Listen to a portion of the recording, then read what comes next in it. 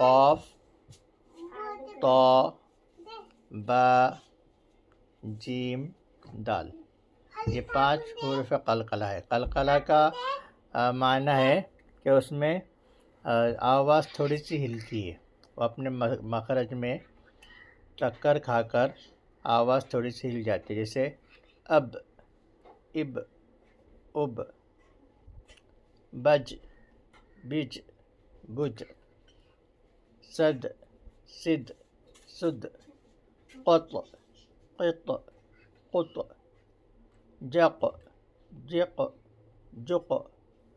اس میں پوری طرح سے اس کو زبر نہیں کرنا ہے، لیکن تھوڑی سی آواز اس میں ہلیں گی، بالکل صد اس طرح سے نہیں گا، بلکہ صد، صد، صد، اس طرح سے اس کو پڑھیں گے۔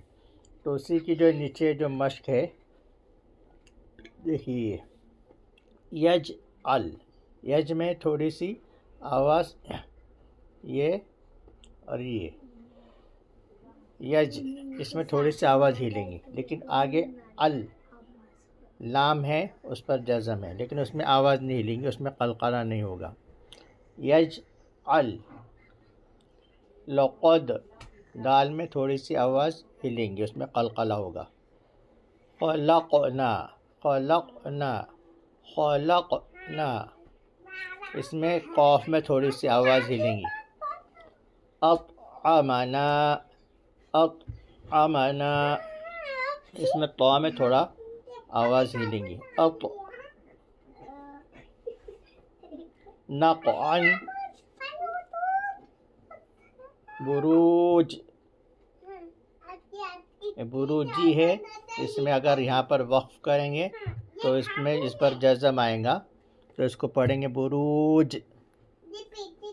محیط، اگر تا پر وقف کریں گے ٹھہریں گے تو اس پر جزم آئے گا، تو اس میں بھی قلقلہ ہوگا، محیط۔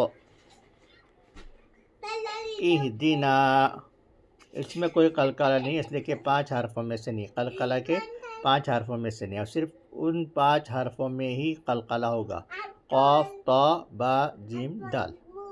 ان کے علاوہ کسی بھی جزم والے حرف میں قلقلہ نہیں ہوگا، اس بات کا یاد رکھیں۔